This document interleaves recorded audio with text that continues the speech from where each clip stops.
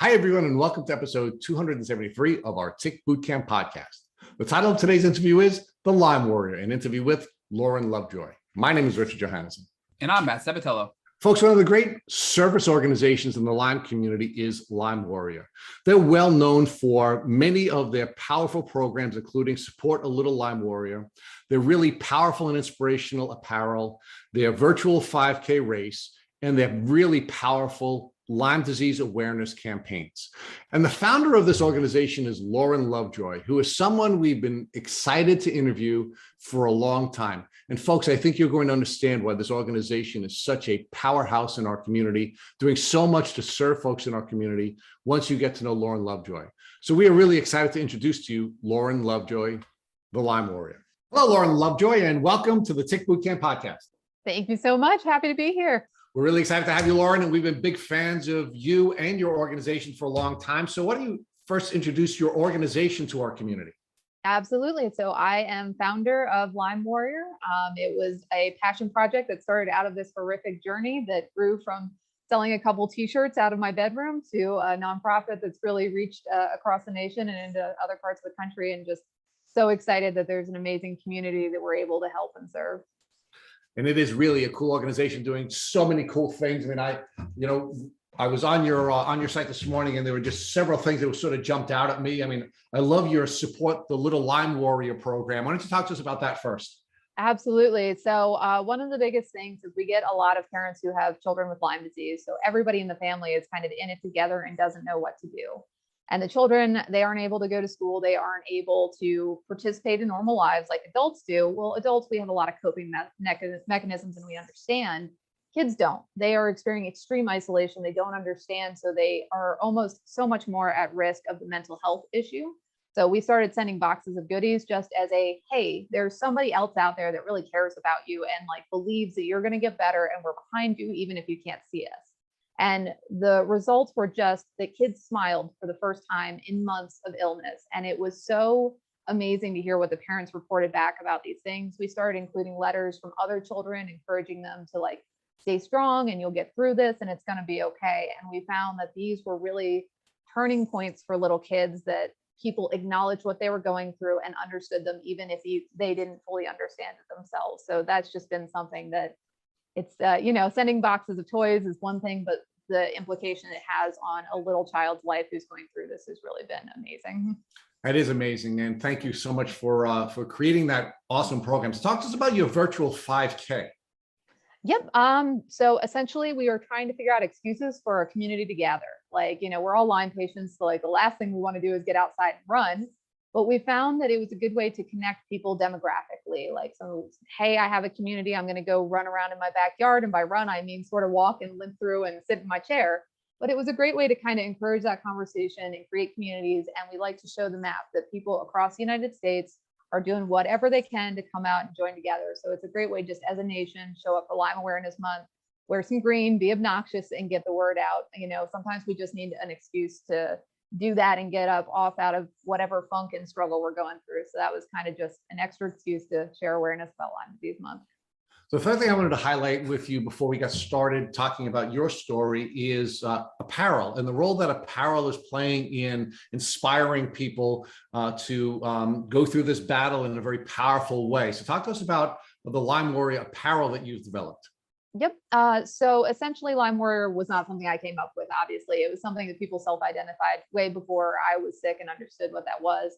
And everybody says I'm a Lyme Warrior, but there wasn't anybody who had shirts that said that, or there was very, very few, which we were like, well, if this is an identity and we can connect with each other, why wouldn't we make such a thing? So the first thing I did is I went into the communities on Facebook, reached out to other people, and I said, what are you going through? Tell me about it. And I made a bunch of quotes from those people's responses, and I put it on a t-shirt. And I said, it says, not a choice. I didn't choose to have this disease. I didn't choose to be sick. I didn't choose. And it has all these lists of what people go through. That was the first t-shirt I ever made, and borrowed money from a friend to sell them, and they caught on like hotcakes, that people were able to say, well, this is not my choice, but at the end of it says, I did choose to be a warrior. I am somebody who chooses to stand up and keep going through this and fight to get better. So that to us was like, well, why can't we tell other people? Why shouldn't we have these shirts to really create this? So we're really excited that the brand has really caught on because people are using this as a conversation starter. We're finding that people, they go out and they walk past a car and they see our bumper sticker and they go and they talk to that person. They say, hey, you're a Lyme Warrior too. And it's facilitating these connections. Or even, somebody comes up to you and says, hey, my uncle has Lyme disease and he's really struggling. Do you know anything about it? Are you going through it? And we're finding these are such conversation starters. So it's not a t-shirt, it's a conversation starter. It's a community connector. It's a mechanism for you to tell the story and be receptive in your own life. And so we consider it a messaging, a brand, a way to be an advocate without working too awful hard. That is awesome. So let's talk about the gal who inspired so many people to come together and form this community known as Lyme Warrior. So where are you from? I am from Newport, Virginia. It's a small town outside Blacksburg, raised in Southwest Virginia country, grew up on conventional cattle farms and ran around playing in the woods as a child. See, how did I get Lyme? But I did not get it as a child, so I will preface it with that. All right, well, we'll talk about whether you did or didn't get it during your childhood. That's something that we'll have to develop together, but let's talk a little bit more about what it was like growing up in rural Virginia. What kinds of things were you doing during your childhood and what were your interests? Very, very simple childhood. Grew up in the country, had lots of friends, did very normal things like rode horses, part of band in high school, and just no amazing childhood story, just very traditional, had a great family, and life was pretty easy. All right, so you had this privileged beginning to life, and what were your dreams, what were your goals during that phase of your life? Yep. So eventually we moved to Blacksburg to be in the town and have a little more socialization. So we moved out of the country and I started getting more involved in what are you going to do with the rest of your life? And I was always drawn to business. I wanted to go into consulting. I wanted to work for Capital One and be this big, amazing businesswoman and solve all these problems. My goal for a little while was I was going to save the music industry. I was going to use data and analytics to figure out why the music industry was collapsing. So I had a huge passion for rock and heavy metal. I was very cool back in the day. I worked in tattoo shops throughout college. I just was into a lot of things.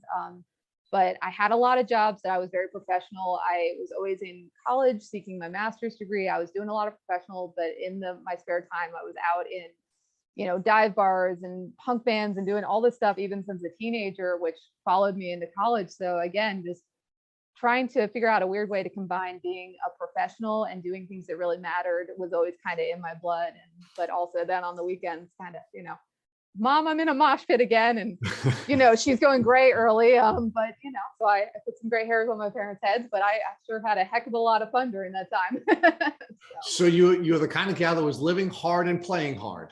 I was up at 4 a.m. I would go to a CrossFit gym in the morning. I would go work my attorney's job, and then I would go to grad school at night. And then on the weekends, I was at a punk rock show or doing promotions for a band or something like that. So I was very busy. So Lauren, talk to us about when you first started to feel the symptoms of what you now know to be your Lyme disease. Yep. So I don't have a slow decline story. I actually very, very immediately got sick. Again, I was very cool. So I was out in the woods shooting rifles on a weekend and remember getting sea ticks on me, thought nothing of it, moved on. So about a week later, I was driving to Atlanta to get a full sleeve tattoo. And about halfway through my drive, I had a earth-shattering anxiety attack, and I had never had anxiety in my entire life. I had to pull over by myself in the middle of nowhere, somewhere between South Carolina and Georgia. And I had this full body trembling, out of body experience. It passed within about 45 minutes. And basically my life was never really the same again. My autonomic system never calmed down. I started having neurological symptoms and I started having all these really crazy things happen. And basically over the next 2 months, I just started having symptoms that I couldn't deal with. And within 2 months, I was to bed bound where I couldn't sit up and I was having extreme vertigo all the time, along with tons of other symptoms. So let's unpack that story a little bit. I want to. It's a lot. I want to focus on the tick bite first. So you said you had 3 ticks biting you at one time? I had seed ticks on me. So we had been walking through seed ticks, the little mini nymph ticks, and they were all crawling up my legs, dozens of them. You know, me and the person I was with, we both had them, came home, got them off of us, and never thought about it again. Okay, so do you know how many of these seed ticks were on you that you had to take off prior to, of course, all of these other events developing? Maybe about 3 attached, but you know, a dozen on me, and I'm from the country. We do that. It's fairly normal. Right. So when you say it was fairly normal, does that mean you recall having been bitten by ticks during your childhood and prior to that period of time? Or was that the first time you really remember being bitten by ticks? You know, childhood in the country, I do remember that ticks were part of us. I don't have any vivid memories of attached ticks or anything like that. And quite honestly, I didn't remember the seed tick incident until after I was diagnosed, and I went back and I went, when was I around ticks? Like, because I lived in the city during college, there's not a lot of time. So it took a while to dig through those memories and even remember when that happened. So, okay. So you said you grew up in rural Virginia. You had this, you said normal childhood, riding horses. That's not normal to me. I've only ridden a horse once. So, it's normal for the rest of us out here in the middle of nowhere.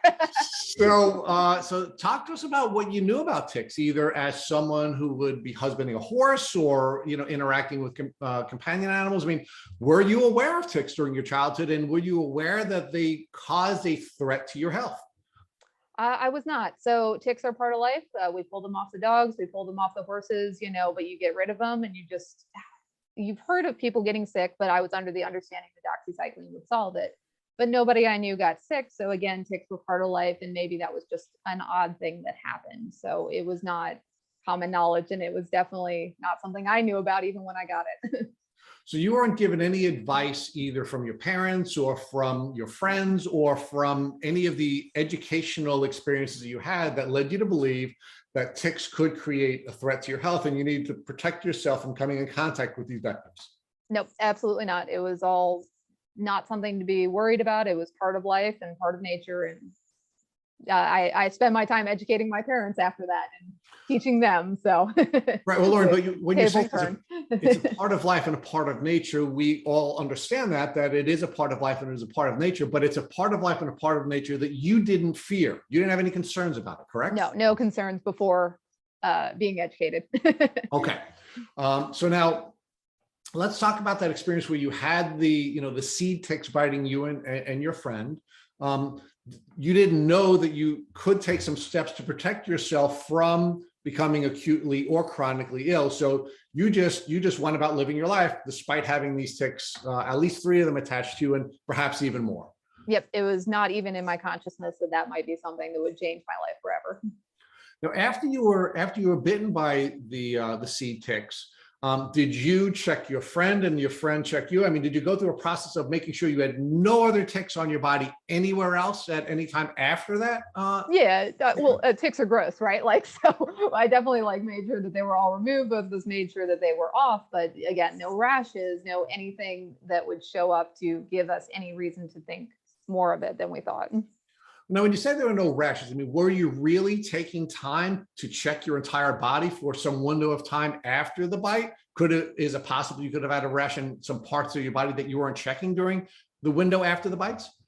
So they were all on my ankles and on my legs, which it was summer. I did see them. So I did look, and I am verily sure that I never had any kind of rashes or anything. I'm very white, so it's not too hard to find rashes on me. So, I do not think that I ever developed any rashes from it. Yeah, but Lauren, just because you have fair skin doesn't mean that if you had a rash on the back of your neck, behind your hair, or in your hairline, or on your back, because we can only see the front of us when we're looking in the mirror, that you would necessarily have seen it if you didn't have, some other person helping you to be attentive to, the possibility that you had a rash. Yes, it is definitely possible.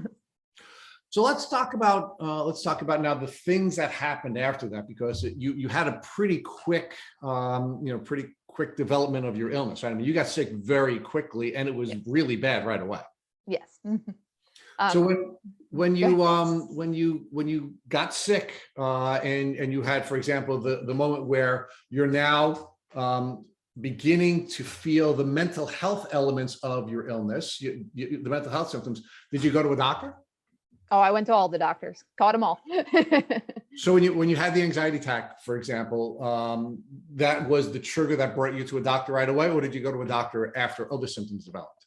I went to a doctor after other symptoms developed. I would say it was about a week and a half before I booked an appointment with a primary care doctor to figure out what was going on. I had hoped I had had a random anxiety attack, and maybe this is what your 20s were about, is new sicknesses and illnesses. And then a week later, when it was quickly compounding, I started to seek help.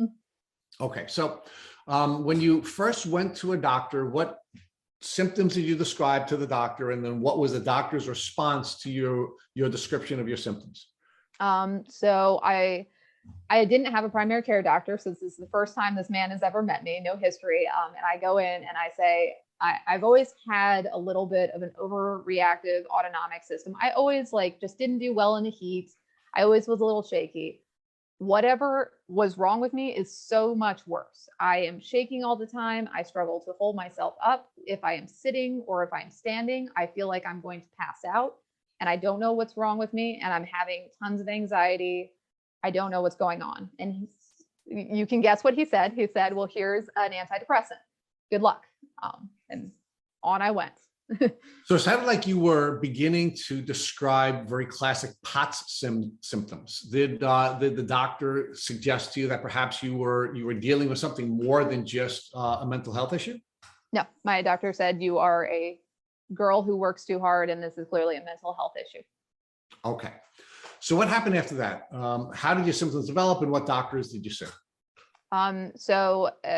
I persisted with him. I kept saying it is not, and I am not taking SSRIs. I was not interested in taking those at that time.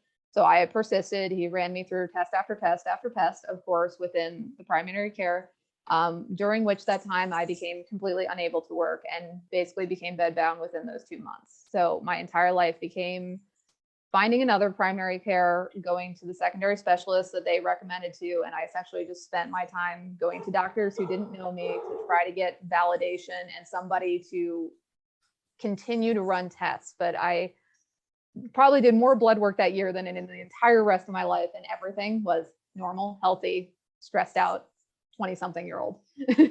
So Lauren, again, I think it's easy to sort of write off symptoms as symptoms of a person who's burning the candle at both ends, a person who's living a high stress life when you first walk in. But your initial doctor sees you go from a person who's working really hard to a person who's bedbound in a very short window of time. I mean, what was that doctor's reaction that you were declining so quickly? Did that doctor continue to believe or suggest to you that these symptoms were developing mental health symptoms, or did the doctor begin to pivot away from that initial diagnosis and suggest that perhaps you should be looking at other diagnoses?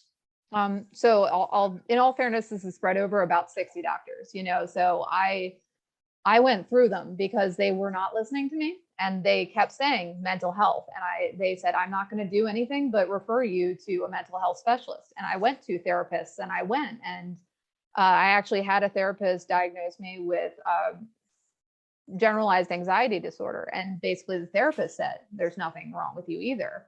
So I ran into this wall of nobody believed me, from therapy to doctors. And I would fire them and go to the next one, and fire them and go to the next one, because nobody cared what I was going through. And even when I got to neurology at Duke, and I didn't fit in the categories, I didn't have POTS, I didn't have MS, I didn't fit the buckets, and they did not know what to do. And they said, well, you can either take some of these medications and try it. And I refused. And then I became a combative patient that would not comply with what they wanted. And there just was no one who wanted to help me. So you gave a number a moment ago, the number of doctors you saw from the time that you saw your first primary care physician until the time that you received your diagnosis. And was I correct in hearing that you said you saw 60 doctors, 60? 60, yes. Okay. So now, one of the things that we always find interesting when we hear, the stories that we hear like yours, and they seem to be, the pattern seems to repeat itself, especially with young women, Yes. Is that when we interviewed Dr. Leo Shea, what he shared with us is that he believes that every single mental health presentation has some physiological basis, that we have to look beyond the symptom to try to get to the the basis or the physiological reason for the psychological presentation. Did any of your doctors who were diagnosing you with clearly defined psychiatric or psychological symptoms ever say to you, this is what we're looking at now, and now let's look beyond that and get to what is driving this presentation of symptom? It was attempted in various forms. I also, in that list of doctors, did see functional medicine doctors who were more focused on those underlying causes. I won't spoil a little bit of the ending of the story, but there was some other condition going on and a underlying thing that I finally did identify later. And I will tell you that in those 60 doctors, even the ones looking at the cause, none of them caught them either. So it was looked, and Western medicine just could not get to the root cause of the problem. Okay, so now I want to ask one question about this issue, and then I'm going to talk to you about your research before I turn you over to Matt. Did any of the 60 doctors at any time ever suggest to you that Lyme was a potential cause for the symptoms that you were presenting to them? So I was given a Lyme test by one of my primary care doctors at one point, my favorite one, the one who tried the hardest, and it came back negative. And we tried it again and it came back negative, and I was issued a state form that says Western blot test is not a standard that we can measure by. Your negative tests don't mean anything. And I have that paper, and it still was not acknowledged. I didn't have Lyme according to the test, and it was swept under the rug. Okay, so let's pause there. So, okay. so you take the Western blot twice, correct? Yes. And the Western blot does not indicate that you had Lyme disease. Correct. But you are given, and this is interesting, you are given a paper that says that the Western blot is not a test that is definitive on determining whether or not you have Lyme disease. So left open the possibility that a clinical diagnosis should be considered by you and your doctor. It should have been, yes. Okay. What did that mean to you at the time? And then what did that mean relating to the interaction between you and your doctor when you had that paper that said, this test is not definitive? I put it in my stack of 200 other papers of all the other things I didn't have as well. Okay. And in addition to the doctor giving you the paper that said that this is not a definitive test, the doctor talked with you about the possibility that you still may have Lyme disease, and that you would have to make a clinical analysis of your symptoms before discarding that diagnosis. Nope, he was not conscious of the clinical diagnosis. He used the testing as the standard. Okay. Do you have any opinion about why that doctor, despite that doctor being your favorite doctor, was so quick to dismiss the diagnosis with the test? Because because doctors are not educated on it. They are not taught to look for those things. They're also not taught to look for many other conditions that Lyme patients deal with, of mold, parasite, and metals. So the reason I say he was my favorite is he didn't give up on me. So all these other doctors that basically said, take an SSRI or get out of my office, he at least kept trying. He kept looking. And even when we got to Lyme, he said, well, I'll run the test twice at least, and he said that it's maybe. So I stick to that he was my favorite because he gave an attempt and he gave an option that Lyme could have been on the table. But I will tell you that even when I came back to him later with a diagnosis of Lyme, he was not 100% sure that was all it. So let me ask you another question about your favorite doctor. Do you think it's possible that your favorite doctor was not willing to step away from the test and consider a clinical diagnosis because your favorite doctor was rewarded for doing that? Because there are risks to doctors who are willing to analyze Lyme disease clinically, because they don't have a test that they can fall back on, and therefore they may or may not be paid by the insurance company, and they may or may not have license evaluated because they are treating someone with a clinical diagnosis rather than having a test to cover their butt. So he was a very smart doctor. He was very conscious of those concerns, but he found ways to work around them. So when I needed things later that were outside the confines, he would find ways to write it in so that it was up and up on the insurance, that he was not in question. So he was somebody that would go out of his way for patients. But again, I think it really came back to his understanding of the disease was not there where it needed to be. So I definitely agree. There are doctors out there that are not willing to stick their neck out and not willing to do it. But there are also other ones who are trying to fudge in the guidelines and trying to be the best advocate they can. So both. Yes, but I really believe that when you put a doctor in a position where a doctor is not only going to have to work hard and think outside of the box, but also maybe put themselves in a position where they are personally vulnerable, you have a system that is not a system that's designed to get you to a proper diagnosis. And I'm wondering what your reaction to that is, because it sounds like you really, really love this doctor and this doctor really worked hard for you. But I'm just wondering whether or not this doctor's failure, despite being a really smart doctor, was really driven by the box that this doctor was forced to work within. And perhaps if unshackled, your diagnosis may have been discovered earlier. Well, of course, though, but that's Western medicine. Doctors are given a template, and when you fall outside that template or outside an FDA regulation or whatever, doctors can't help you, not because they do or do not want to, but because they're going to lose their whole medical license. So he and every other person I saw has a family, has medical debt. They don't want to lose all that. They want to help people to the extent they can. So I don't take it as like the doctors are lazy or unmotivated. It's that we have an entire system that puts you in boxes to be diagnosed with pharmaceutical conditions and given those. And if you don't have an acknowledged pharmaceutical condition, you don't count. So it's a system error rather than an individual doctor, and we do have doctors who stick up and advocate, but I don't find that one doctor's lack of willingness to go against the grain and fight the machine, because we have those, right? And they're amazing and they have gotten their butts kicked all over. So it's a whole system. The Western medical system fails Lyme patients and fails lots of other conditions that are not the right conditions to be fixed by pharma.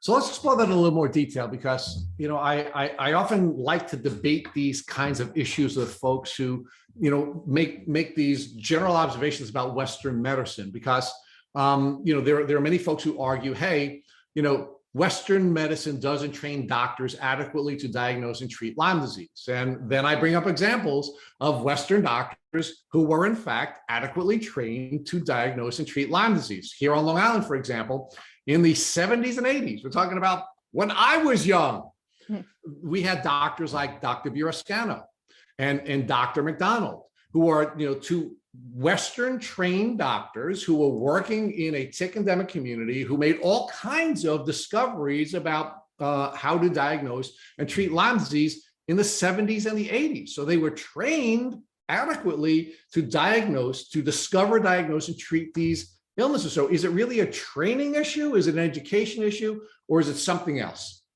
I think the testing is always the big barrier, right? Like, so even though we're talking about Lyme disease and, McDonald and all these people, we're talking about Lyme tests. Well, what about co-infection tests? What about other strains? So if we don't even have a testing that is standardized, how are we all supposed to go off of that? So let's just assume we don't have a reliable test and we're out in no man's land. What's to differentiate Lyme disease from all these other multi-systemic diseases?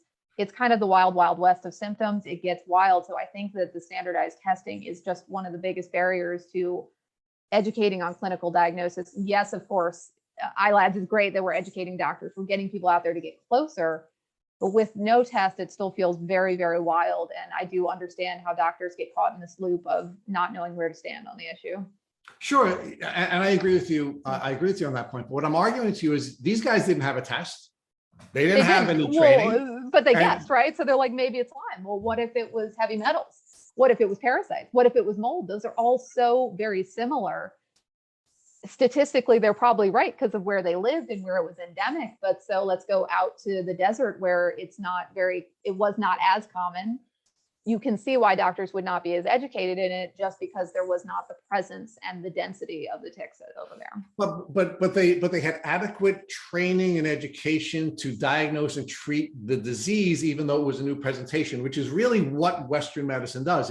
gives them the scientific method that allows them to go through the process of clinically diagnosing people with diseases that hadn't been discovered before, because their training is adequate to do that. The problem, of course, is the American medical system, or the state-specific medical system, which is putting them in a box and not allowing them to use the training that they have to diagnose and treat these illnesses that they are adequately trained to diagnose and treat. What are your thoughts about that? I just think it's so gray. I think it's all over the place, because you say adequately trained to do. Well, what does adequately trained mean? Well, that's 30 days of doxycycline would be the argument. But I will go ahead and tell you, I don't believe in that. I don't believe that's the solution either. So, well, Lauren, but that's not what Bioscano was doing. Dr. Bioscano was not treating people with 30 days of doxycycline. In fact, what he was doing was he was one of the earliest doctors in the 80s, the early 80s, pulsing antibiotics, giving people that antibiotics for, in some cases, years, which is why they attacked his medical license. So he had adequate training. I don't think that's adequate. I will tell you, as somebody who did a year and a half of pulsed antibiotics and did not recover, that is not always adequate. So we have no standardization of treatment. We have no defined protocol. So again, if we can't diagnose, we have no standardized treatment, no wonder everybody is in a mess over this.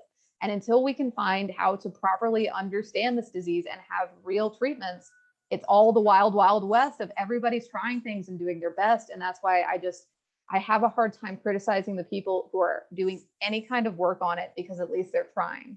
The bad doctors were the ones who didn't care to try in any way, shape, or form, to me.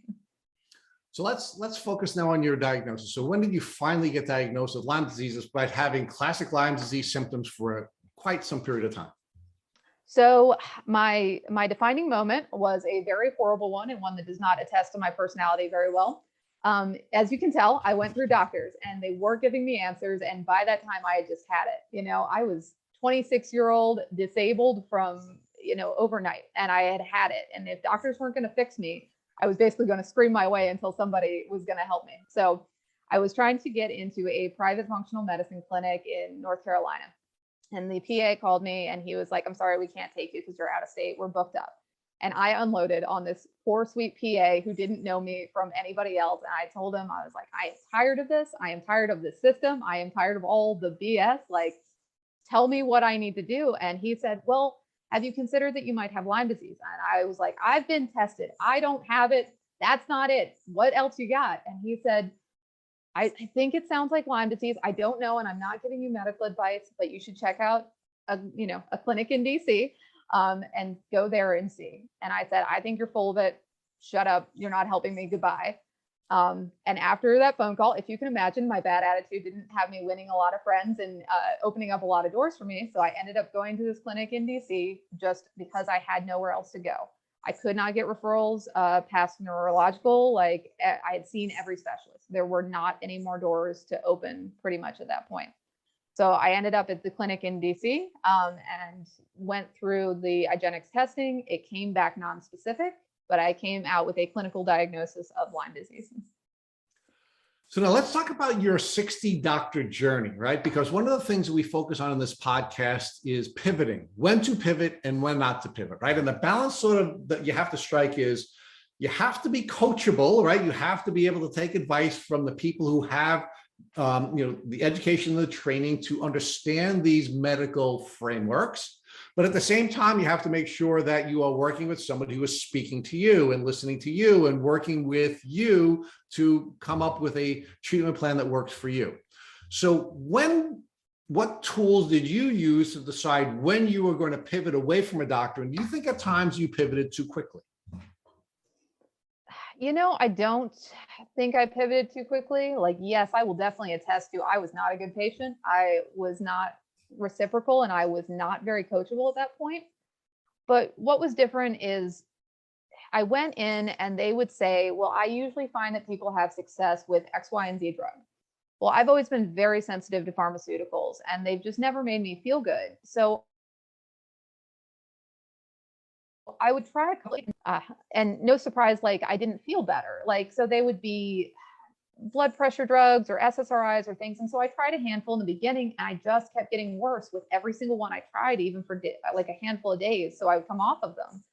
And when doctors just approached me and said, here's a pharmaceutical, and I kept saying pharmaceuticals are not helping, I did become in this combative that I was not coachable, but I was so tired of getting worse. And I was getting very scared that getting worse might not ever have a backtrack.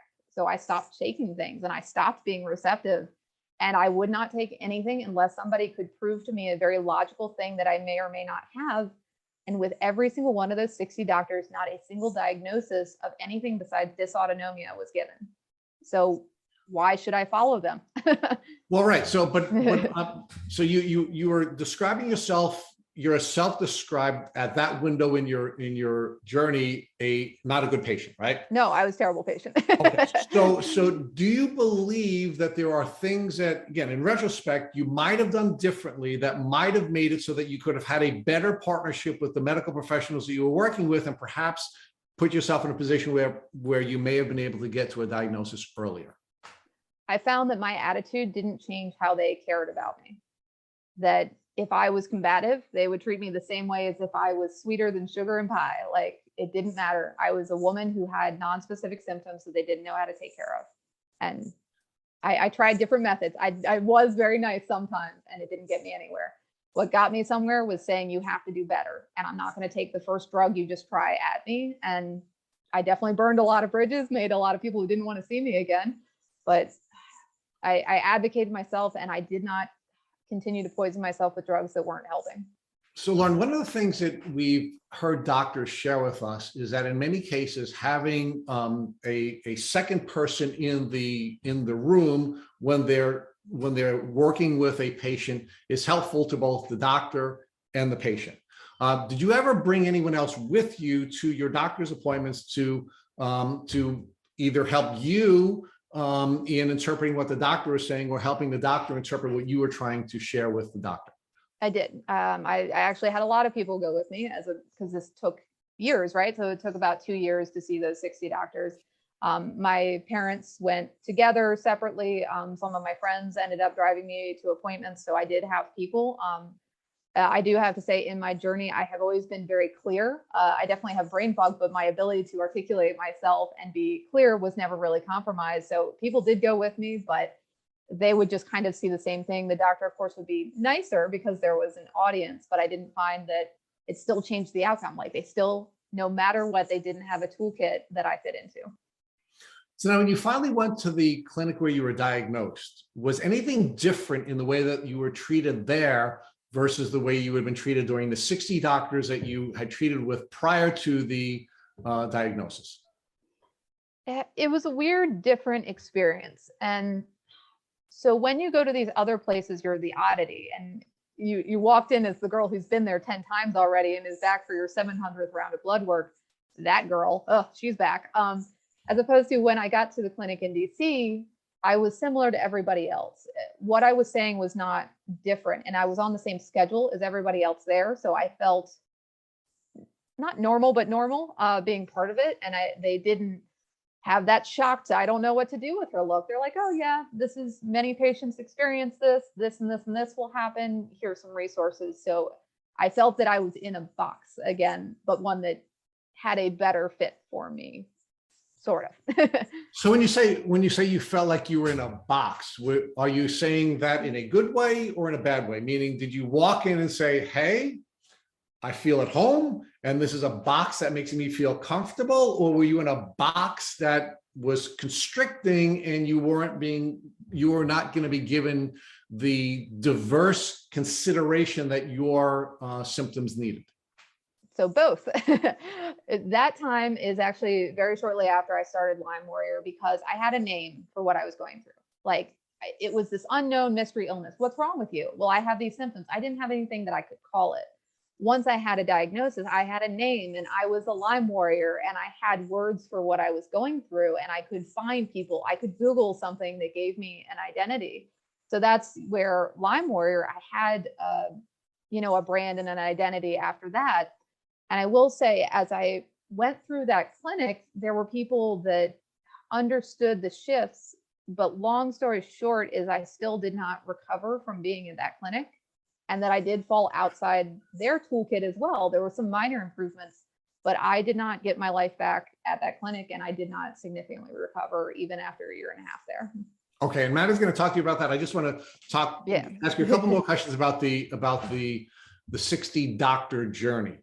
When you were on the 60 doctor journey and you were describing your symptoms over and over and over to different doctors, did you ever take that symptomology and do your own research on Google or anywhere else that brought you back to Lyme? Not specifically back to Lyme. I became a WebMD expert, but the problem was I was like everybody. I'm like, well, I'm only going to look at reputable sources. I really didn't look at alternative, which is where Lyme lives heavily, right?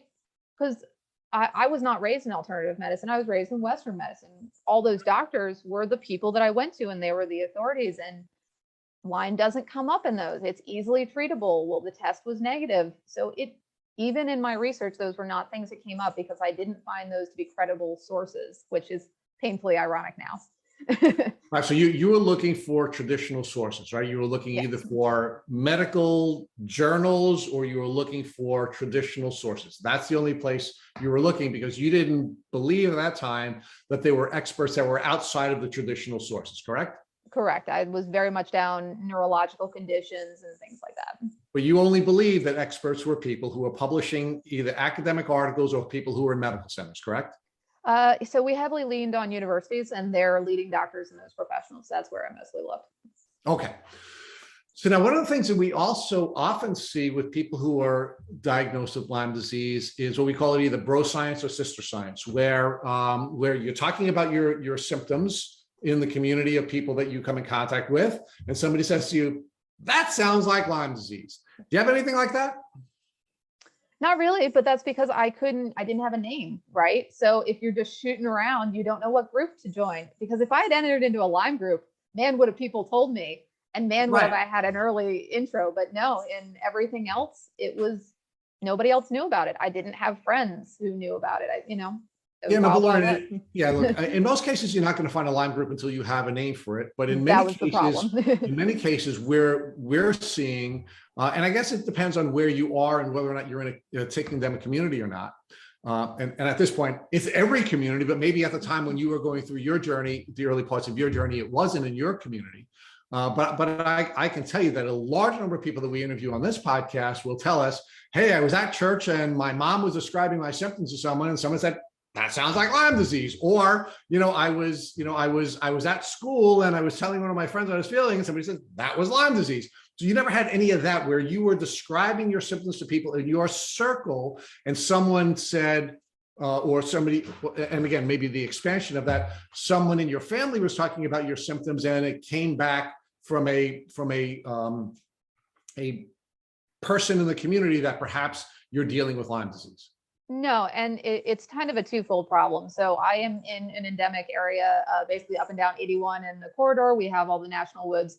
We're in a super endemic place, but it's still not a disease here. Even though I know everybody and their brother around here has it, it's still not something that they'd say, oh, that's it.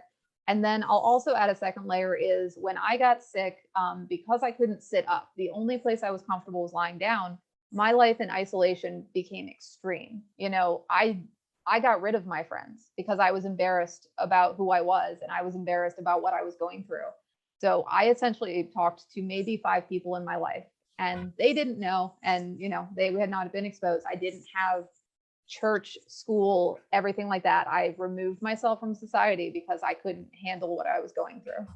So the impact of the self-isolation was that you had less access to people who might have been able to help you in a social setting, come up with a word for your disease rather than waiting for a poorly educated medical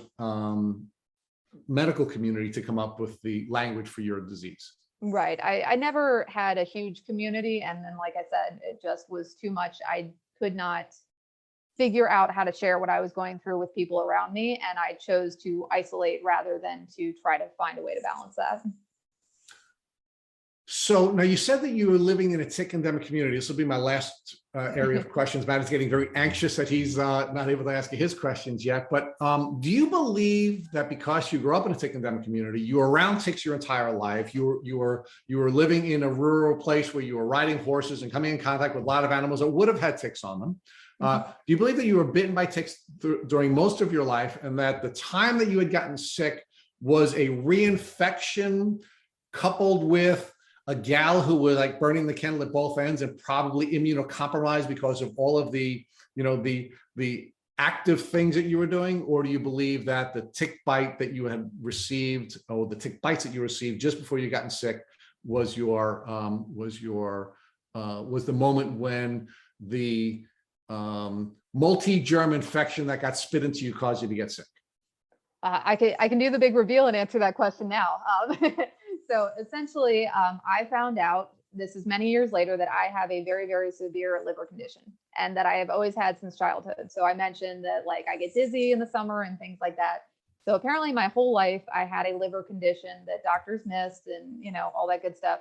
I believe that when I got bitten by the seed ticks in my 20s, that it just activated all of those things. So I believe that people are able to deal with their symptoms because they have organs that are working and going. Well, my liver was not working and it was not going. So all those symptoms were actually liver symptoms. And that's why they were not early diagnosis of Lyme, because they were actually all this other stuff. So, and that's why I went down super hard, like having a compromised liver. So it is definitely possible that I had Lyme, but the liver condition and the underlying other thing that doctors have never caught my whole life was the pivot point. Lauren, is there a name for the liver condition that you have? Yep, I have hepatitis B. Okay, so this hepatitis B caused you to have a compromised liver, which made you susceptible to get extremely sick when you contracted Lyme disease, you believe, correct? Correct. Okay, so I just want to put things in perspective and zoom out, because you and Rich were really deep in the conversation there. What you were really sick about the time you were 26 years old, and it took you about 2 years to find your doctor in DC because you freaked out on that nurse at the functional doctor. So we're talking about 28 when you got diagnosed. Am I correct in the time frame here? Yeah, probably around 28 or so. Yeah. Well, okay. It's a little gray, right? Yeah, it's approximately. Now in DC, is this the famous doctor that we all know from DC that you were referred to? It is the famous man. Okay. So, look, Dr. Jemsek has helped a lot of people, but every doctor has their limitations, right? Every doctor has people that can't help. So it seems like you were one of the outliers that he was not able to help, but he did get you your diagnosis, and he did bring you into the community, and he did help you then form, well, I shouldn't say he helped you. He was a trigger for your formation of Lyme Warriors, right? So how long did you treat with Dr. Jemsek before you realized this isn't working? I need to do something else? Yeah, so I have a huge respect for Dr. Jemsek, even though he was not the solution for me. Obviously, he's a pioneer. He's someone who's stepping out, willing to get their neck cut again and again and not give up. So I have this huge respect for him. I spent a year and a half in his clinic with his PAs, and I did the oral antibiotic combination protocols. And at a year and a half, they diagnosed me to either go to maintenance or opt for IVs. And I said neither. Like, I don't feel comfortable going in IVs. I don't like throwing good money after bad kind of mentality if what you had already done didn't work. And I'm not better. I'm not ready for a maintenance protocol. So I was kind of back in this no man's land.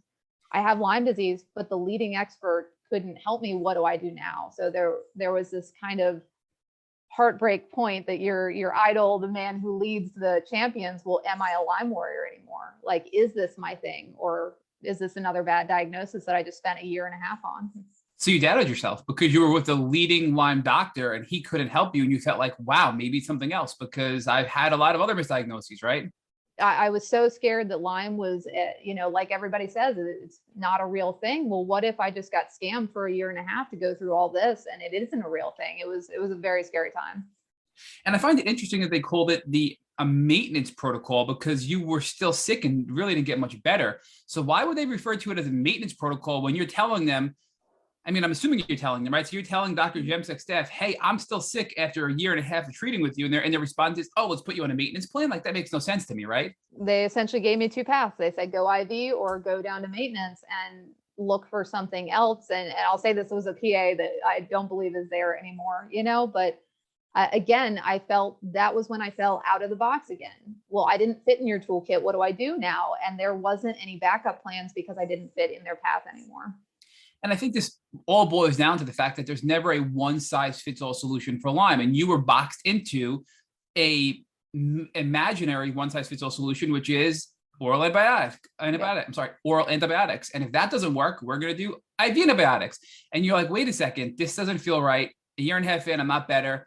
I'm hitting the pause button here and I need to reassess. So at this point though, Lauren, you're doubting whether or not you really have Lyme disease. So walk us through what happens next. Are you exploring other potential root causes, thinking maybe it's not Lyme? Are you looking for another Lyme specialist? What do you do now?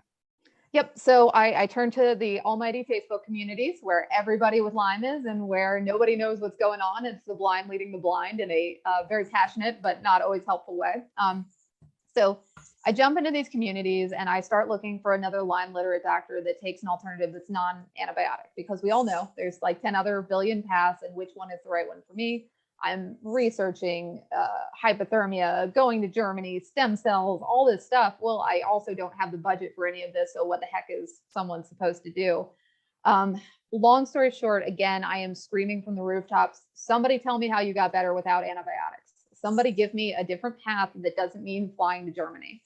And so I ended up with a couple different options, and I can kind of split down whichever path you want to go to. I visited a Lyme literate doctor who specialized in ozone and IV infusions for minerals and nutrition.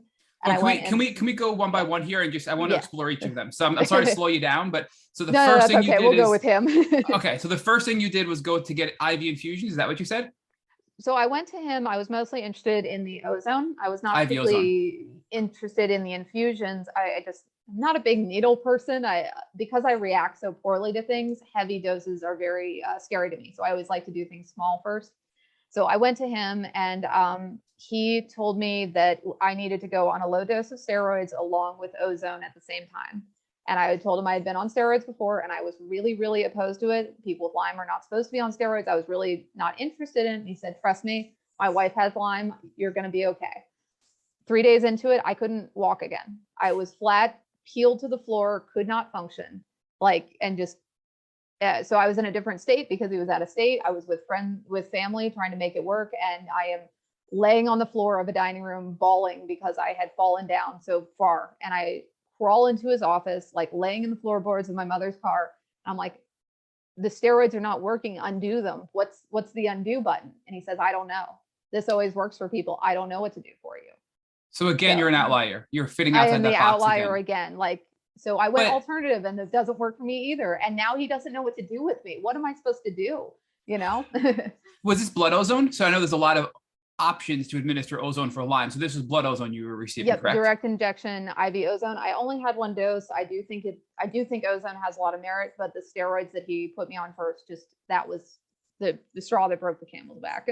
And he claimed he had a lot of success stories with other chronic Lyme patients using steroids and IV ozone, blood ozone. Correct. It's a very low dose. It's supposed to be under 5 milligrams. It's supposed to stimulate the immune system. I have heard it repeated through the Lyme community. And every time I tell people, don't do it. Steroids are not a friend of Lyme, and people believe it or don't believe it. But, I always just have to share that it was kind of the unraveling for me. Well, Lauren, thank you for sharing this, because I wish I had that message that you're sharing with our listeners several years ago. Well, more than several years ago. I was on steroids for quite a while and told that would help me. And the damage it did took me years to recover from the steroids. So I think, again, everybody may be different, but the two of us have shared that same experience. And I think generally speaking, steroids are something we should be cautious of in the Lyme community, because they can do a lot more damage than good in many cases like yours and mine, right? So Absolutely. Walk us through, you're out of state. Thank God you have family with you. You're in your mom's car going back to this doctor and he's telling you, I don't know what to do. I mean, what now? Yeah. So the sideline story that's run along here is also when I'm screaming in the Lyme group, somebody help me, somebody help me. This woman comes out, she says, I got better with herbals. Have you tried them? And I said, no, nobody's opened that option to me.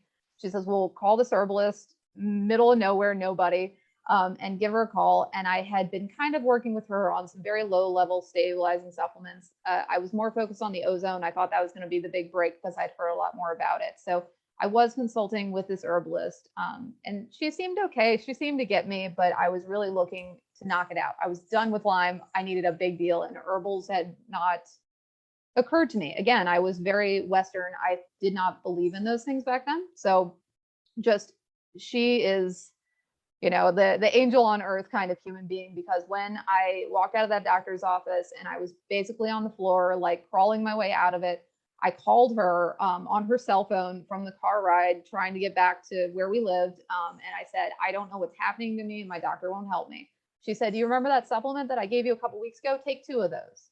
And I could stand up again. What was the supplement, Lauren? Do you recall? It's hypothalamus. It is a glandular supplement for the brain. And I was able to sit back up, and I was able to do a 6-hour car ride home because of 2 supplements that she had suggested I take. And I never looked anywhere else again. Like, that was the moment I wasn't sure I was going to live through because of how bad I felt. And one small stupid supplement could get me back to functioning again. And I completely went over to being entirely in her care. She had recommended I not do antibiotics previously because it was causing issues. I deep dove into her. We did blood work, and basically she helped me get my life back. And she's the reason I have been able to do anything. So can we quickly geek out over the fact that you were pretty much crippled by the steroids, and then 2 supplements of hypothalamus basically got you back on your feet? I mean, that's really powerful, right? So you said that it's a glandular supplement for your brain. So what does it do? What do you think it did that allowed you to rebound so quickly from just 2 capsules or 2 supplements of this hypothalamus? Yep. So basically, this is a gland in your brain that balances everything. Your endocrine system, your, everything. So all these like problems that I've been having, the shakiness, the glandulars, like all this stuff, it all came from the hypothalamus in the brain, which is a very normal point for Lyme to attack and bacteria to live. So just to be able to support this supplement in my brain gave me enough to just function, like, and we say function, Lyme patients slightly above just completely disabled, but it gave me the ability to get my brain back and to stop being a sobbing mess on the floor and to get back into functioning again. And, so I kept taking the supplement and it kept helping my brain. And then I worked through herbals to eradicate the bacteria from that part of my brain. And I just kept getting better as I removed the bacteria from my brain. That's an amazing story right there. So tell us, so at this point, you're basically like, I'm in your hands now, right? Because now somebody finally was able to help you after being failed by so many people. So what was the protocol moving forward? You said you were on a sort of a maintenance kind of thing with her. You weren't buying herbs too much, but then you had this failed experience with ozone and the steroids, and now you're in her care, this herbalist. What is she giving you now to help eradicate the bacteria from your body? Do you recall what herbs or what kind of protocol you were on to help now treat your chronic Lyme disease? Yep. So she is, she's so much more than a Lyme doctor. So initially she says, we got to stabilize you.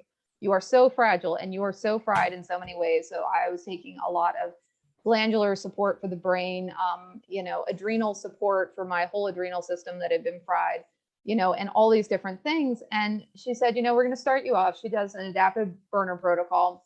And so we're taking burner mixes, and I'm so reactive. What does that mean, Lauren? I'm sorry to interrupt again, but what does that mean? Yeah. You hit an adaptive burner protocol? Is that what you said? So essentially burner herbs, but she would throw in a couple other things that she liked. And I will tell you, I don't know what they are. When you say burner herbs, are they a type of herbs? Are you saying Buhner herbs? I'm sorry, so I don't know what those are. Buhner, yeah. So I call them Buhner. That's why I'm confused. Yeah, so Stephen Buhner, the herbalist Stephen Buhner, his protocol for Lyme disease. You were using a lot of his herbs for his protocol. Okay, gotcha. I'm sorry. And so it's a slightly revisited version of that. And again, I couldn't tell you what was in it, right? At this point, you just take what this woman who fixes things gives you. So I'm taking it, and I'm actually splitting drops. So I'll put 1 drop of it in a glass of water and split it and drink half of it. And I'm reacting like every single time. And she's like, what is wrong with you?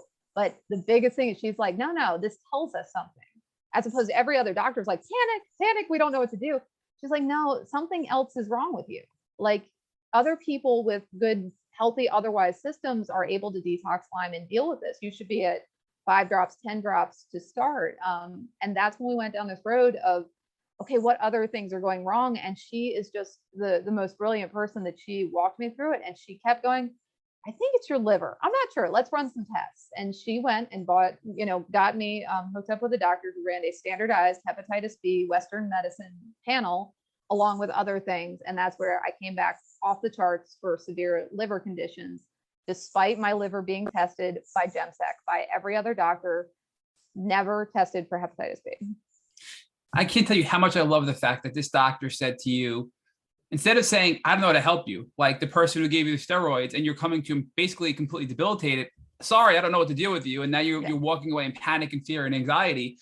you're reacting to one drop when many people can handle 10 drops right off the bat. And she says, well, this is a clue. We're going to figure this out. That's a much better way to react to a patient than saying, sorry, I don't know, right? Because you did figure it out.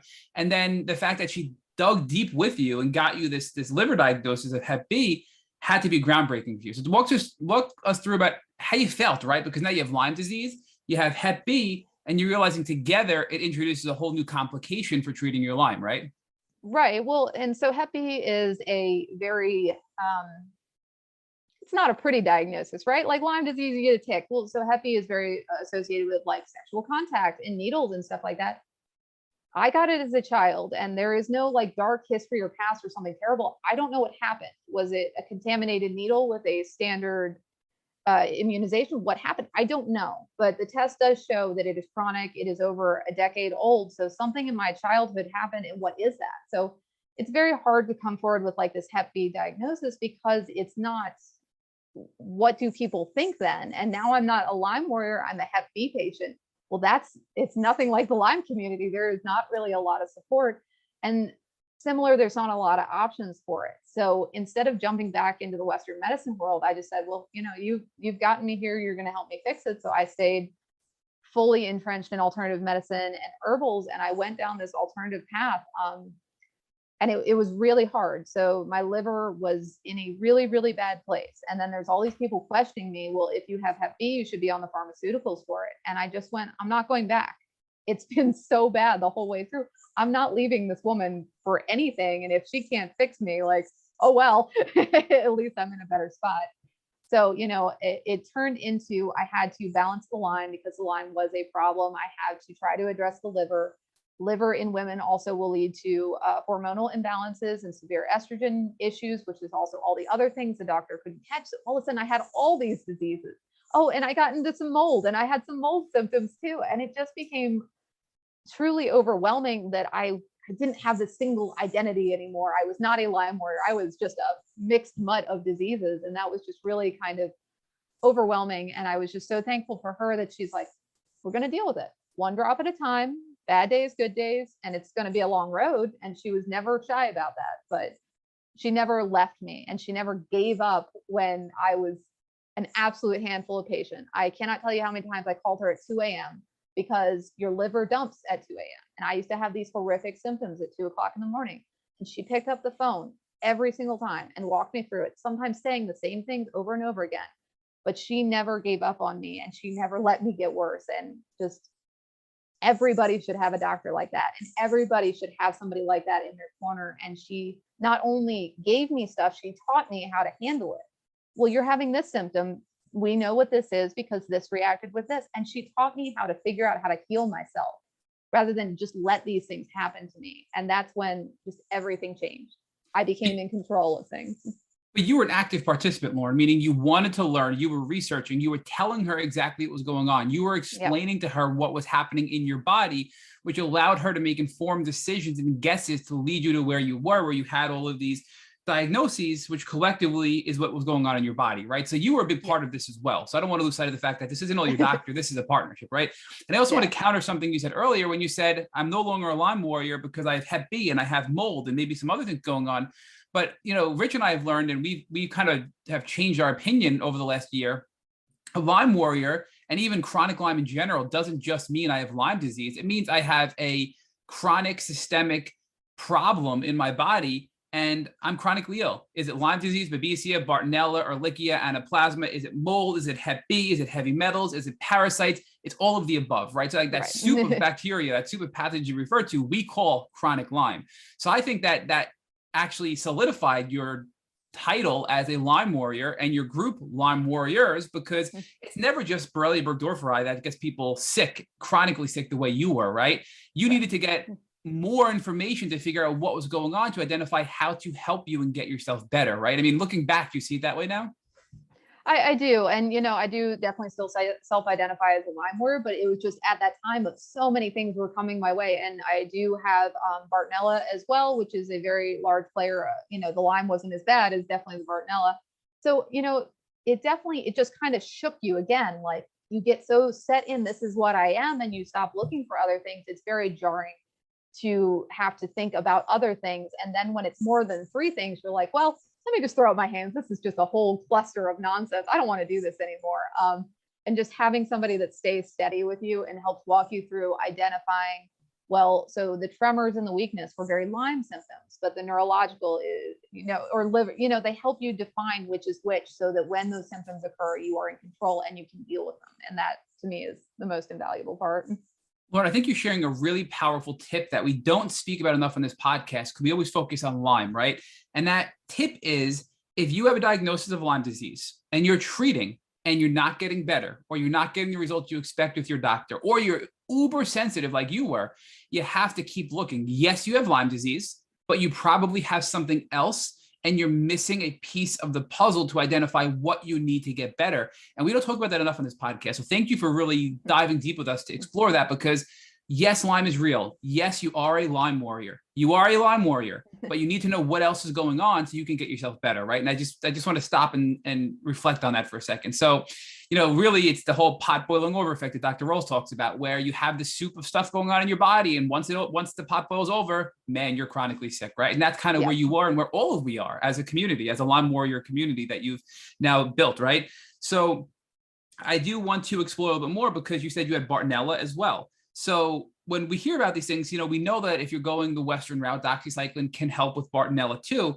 But even in that world, there are more specific antibiotics that work towards Bartonella better than maybe doxycycline for certain people. And in the natural world, once you realize you had Bartonella, did you have to add in additional herbs to address the Bartonella, or maybe change things up? And how did you know you had Bartonella? Was this from the IGeneX testing with this herbalist?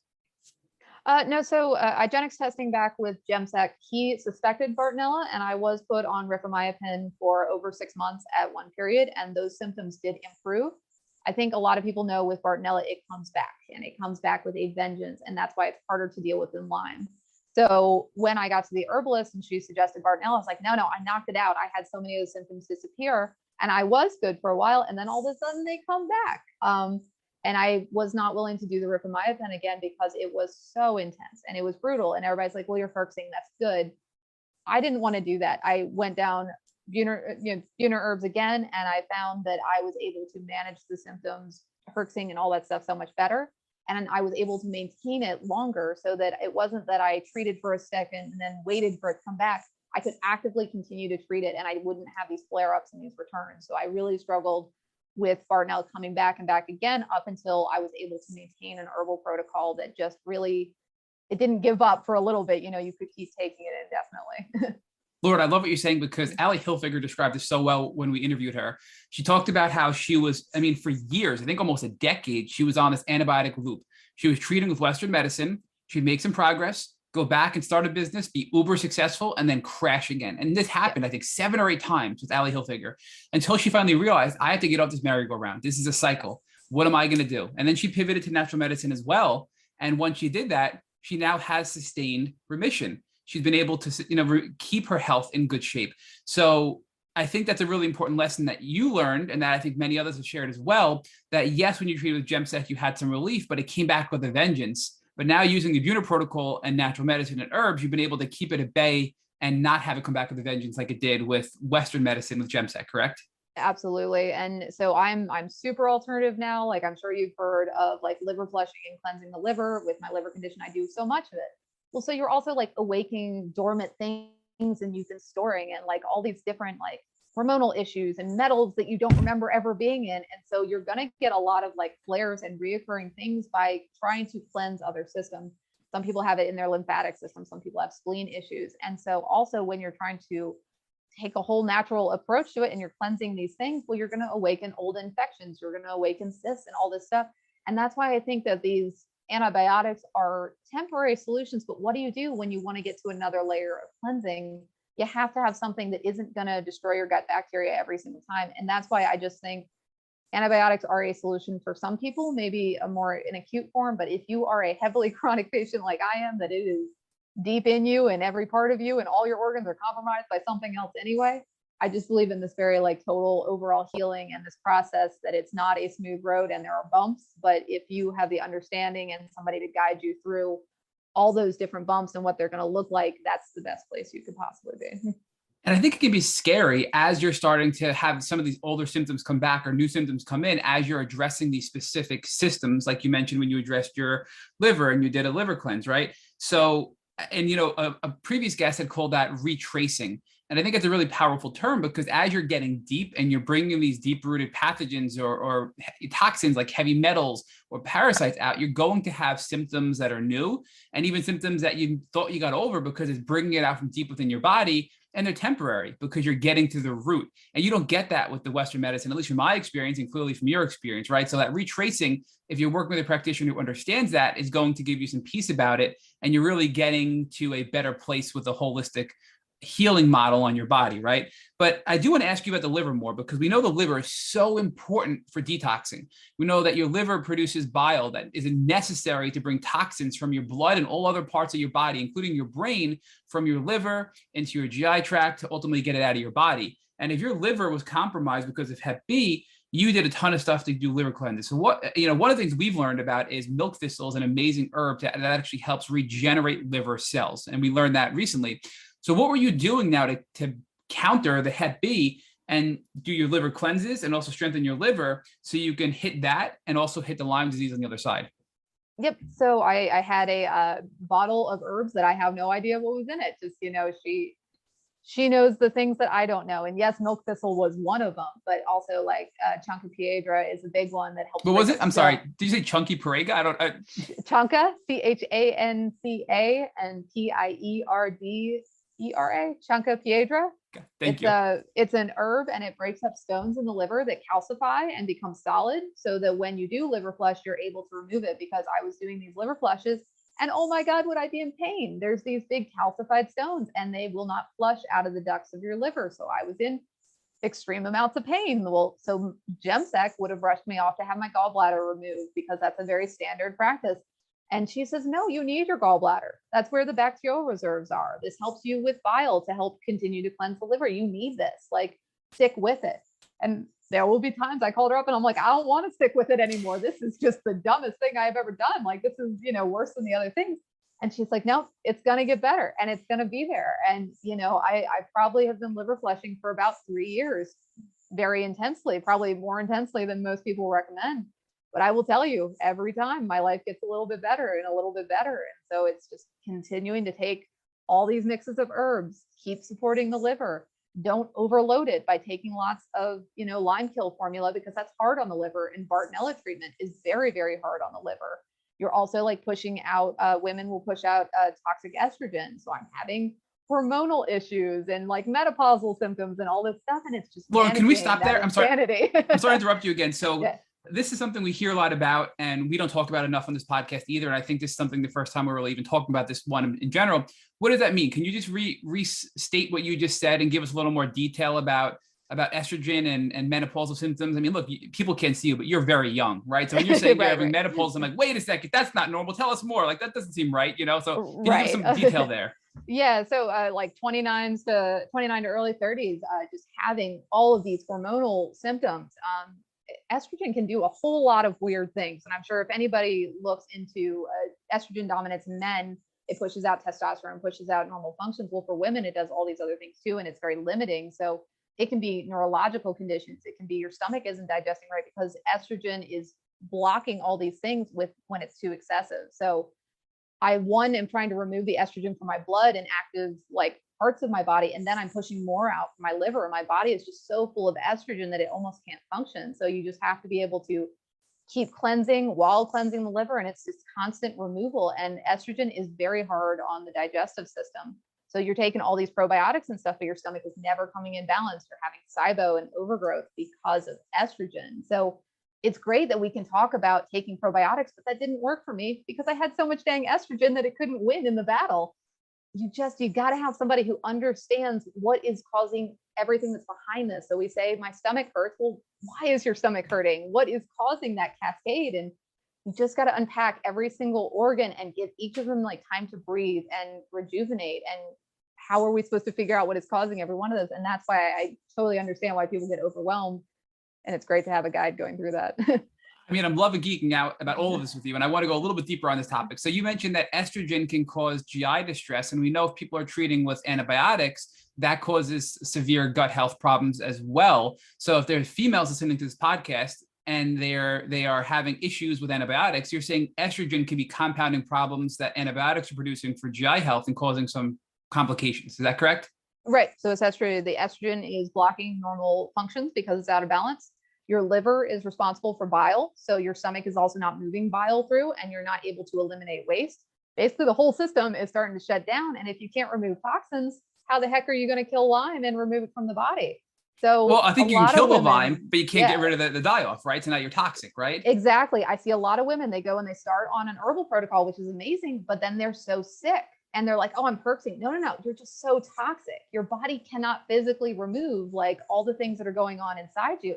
And that's not even from like, you know, the toxins in your stomach, the toxins in your liver, the estrogen. Are you dumping metals? Do you have parasites in you? Like, you got to go back, make sure all your organs are flowing, making sure everything is communicating. Do you have lymph buildup? Do you have lymph nodes the size of rocks that's telling you have stuff in your lymphatic system? Like, listen to your body, and wherever it's starting to bunch up, you have to be able to allow those pathways to open, or you're going to have a really hard time with any kind of treatment.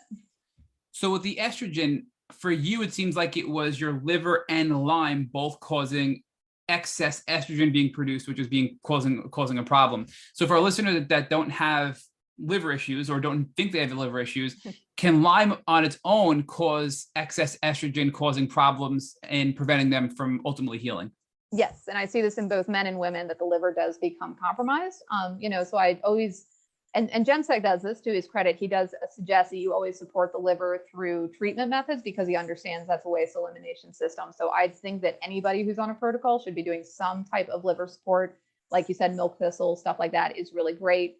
Women do 10 times the amount of it because the estrogen just knocks everything up. And a lot of Lyme litter doctors will measure men for excessive estrogen, but it's not as measured in women because we're just expected to have estrogen. Well, we also now have our off the charts estrogen in women because it's in our foods, it's in our products we use in our body, and so on and so forth. But so I do encourage everybody who has Lyme in any form is to pay attention to the liver and allow it to do its job.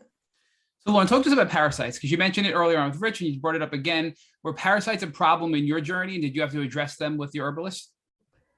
So everything is a little bit, right? Like mold was pretty omnipresent for me just because I got into a moldy house on my journey and I had to address that. Parasites, I've taken some on and off things. I wouldn't say I have like a massive parasite issue, but everybody has some sort of level. It's good to do some type of parasite cleansing. And that was herbal. So it was all herbal parasite cleansing with your herbalist? I'm in the herbal boat from here on out. Just everything is herbal for me. Do you know what herbs were used for the parasites? Do you recall, or was it just a tincture that you got and you just trusted and took? Yeah, and that's why this sounds like, if you heard how neurotic I was in the beginning, that I wasn't taking pharma and I wouldn't take anything and I wanted to know it and I researched him to death. Gemsek had a specific antibiotic. I told him he could shove it. I wasn't taking that one with the ciprofloxacin. I was a very combative patient and I got to somebody who I trusted and I took everything. I didn't ask questions because I trusted her. So from this point, there was a lot of mixes. Definitely with parasites, you have walnuts and pumpkin seeds and artemisins and things like that. There's so many natural even foods that you can eat to address those. So parasites are kind of an ongoing battle since we all have them, and what part of the world do you live in, what are you more susceptible to? So I do think that's kind of demographically something to look into, but I do think there are so many foods that heal conditions. So in my refrigerator, you will find broccoli all the time because broccoli reduces estrogen, and I will eat broccoli multiple meals a day, and I will have just all of a sudden I can't think and my vision is blurred, and I will eat broccoli and I will feel better because estrogen released in my body, broccoli was able to combat it, and I can move on. Food can heal us if we just know what the right food is, right? I never knew that broccoli will reduce estrogen and can be helpful for probably men and women in the communities. Yep. Rich knows I've been on this fruit and veggie kick and I've been eating so much broccoli and I've just been feeling so much better in general. And I'm like, you're saying this, I'm like, I need more broccoli. And look, I'm a man, right? So, yeah. No, but cruciferous vegetables have natural dim levels that help the body detox excess estrogen and balance normal hormonal levels. So like our parents, eat your veggies. We really should have been doing that, because when I got sick, I didn't eat a lot of clean foods. I was so miserable. I just ate whatever was at my fingertips. And now again, this alternative healing that foods heal us and provide solutions. it's a thing. So Lauren, with the broccoli and the vegetables, because I do know sometimes I hear if you overcook vegetables, it can remove the nutrients or the beneficial value to the body. Are you eating raw broccoli or cooked broccoli, but just not overcooked broccoli? Like what kind of broccoli are you eating to help with your estrogen? All forms, all shapes, all sizes. If I'm really sick, I will grab broccoli out of the fridge and gnaw on it like with no prep. And I will also preface this that I hate broccoli. So like it's like this personal like vendetta moment, but I get better like immediately because it's able to cleanse me. So I also incorporate it in my cooking when it's not something I immediately need. Like it's just a food that has become very omnipresent. And you know, my spouse, if I start getting grumpy, he will make me a meal with broccoli cooked into it. He's like, you seem to be having some issues today. Eat some of this, you know? So backing up to the mold, it sounds like you previously lived in a house that had mold in it and you've since either remediated or moved out of that moldy environment. What were you doing to address the mold with the herbalist? I'm imagining you were doing some binders probably to help pull the mycotoxins out of your body. Were you doing anything else? Can you give us some more detail there with the mold? Yeah, so I moved into my parents' house when I got really sick to be taken care of by my parents, and their house was full of mold. So ran away to get better and ended up in a very moldy house. And I did move away from that house, and you know the parents have since remediated and improved it. But binders are a great start, but mold is kind of like everything; it needs its own addressing formula. So I do like Shoemaker Protocol, and I do like these above and beyond. It really drives me crazy when people say, "Well, I had mold and I took charcoal or chlorella for it." Well, to me, that's like a 10% solution. You need more. You need to hit the mycotoxins and get them out. So I do always recommend Shoemaker and protocols like that in addition to it. Again, I had a bottle of mixes that I couldn't tell you what was in it, but I tell you, I feel better. So Lauren, give us a little more detail on that though, because we're familiar with the Shoemaker protocol for mold, mold illness and mold toxicity. And we're also familiar with binders, like you said, activated charcoal and chlorella, removing not just mold toxins, but also things like heavy metals out of your body. But you said it's only 10%. Can you give us any examples of the other 90% that could be helpful in eliminating mold? Like what type of things did you do besides binders that helped you feel better when you were in this moldy environment? Well, this is where people get mad at me because I had one tincture. I don't know what was in that tincture, but it was called my mold formula, and I took it and I felt better. And I don't know what was in it. I do know there's some Pau d'Arco. It's Paudarco, I think is it. It's an antifungal. So that was one thing that I took, but it wasn't fully getting it. It was a good piece because like mold and fungal are so tied together, right? So I wish I could give you an exact list of all the different herbs in it, but it was just, again, these mixes of these herbs that are alternative medicine and things we don't in their foods. Like these are bark from trees outside and they have the ability to get us better. Well, this is a really good point to give your herbalist a shout out, right? I mean, are you comfortable sharing the name of your herbalist? Because people listening are probably going to want to reach out and maybe treat with your herbalist if possible. Or is this something that you're not comfortable sharing for obvious reasons? And we understand if not. I won't share her name, but if somebody goes to the Lyme Warrior website and looks at treatment options, there are resources to connect you to the right people there. So okay, so or can they send a DM to the Lyme Warrior account? Okay. So not always DM me personally, and I'm happy to share anything and everything on a personal one-on-one. Okay, Lauren, what is your Instagram handle? Because I don't know that we even know that. Yep. So I am at Chasing Napoleon, and people can see what I am into all the time, and I share lots of cute animal pictures. So awesome. Well, we're certainly going to start following you. So now, I mean, you've done so much to heal, right? Is there anything else that we've missed? I mean, we talked about so much. Is there anything else that we've missed that you've done with your herbals? Any other things that we've missed, that you had conditions, treatments, experiences, etc.? So I'll do a brief aside, and at the end of the day, everything I did that got me significantly better was herbals. And this woman is the reason I live, the reason I function, the reason I've achieved anything in my life so far. As a supplement to try to take the burden off of my body, I have tried PMF and infrared mats and lots of other alternative healing. I think they're wonderful tools to supplement with, Rife machines as well. So because I'm so sensitive, I always struggled with how intense they are. Like Rife is a powerful machine and it has lots of you, and I couldn't handle it all the time. So it wasn't, I think it can get people better. I think PMF can get people better. I think infrared mats are a big one that a lot of people recommend, but because the liver is very intolerant to heat, I couldn't use it as frequently. So there's all these supplemental things that you can do, but just based on who you are and what you're going through, they might not be the answer. But people who have fairly healthy livers, they get on those infrared mats and they sweat and they feel so much better. And it's the most amazing detox. My spouse is one of those. He'll sit on it for an hour and just cook himself raw and he feels so good. And I think those are really important tools that how can we supplement the entire healing system? Food, number one, herbals or extended foods, they're amazing, but we have all this other technology as well. On the Lyme Warrior website, you'll see a lot of lists of all those different things. I don't think you need to go get every single one, but try them out, find people who have them. And if you find one that really resonates, there's so many other things that you can do to get better. Lauren, you said something that made me think. So you said that your liver makes you heat intolerant. So you were so sensitive to these things like an infrared mat that it didn't work the best for you because of your personalized situation. So we've had a lot of people tell us heat and infrared and saunas, oh my goodness, they're the best thing in the world. And other people tell us, oh my goodness, it put me into a huge flare. It got me so sick. Do you think the ones that are having issues with heat possibly have liver issues, and the ones that are having success with these types of modalities have stronger livers that are more able to tolerate these things? Or do you think I'm incorrectly associating these two things together?